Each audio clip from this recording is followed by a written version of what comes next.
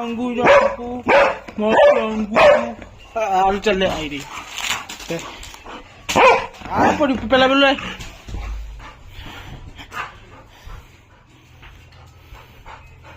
લાય લાય પેલું લાય ઇજ્જત કાઢું કમિશન નહીં મારા લોન ભરાઈ જાય અને 30,000 સેવ થઈ જાય બસ પછી જોઈ રાખો 30,000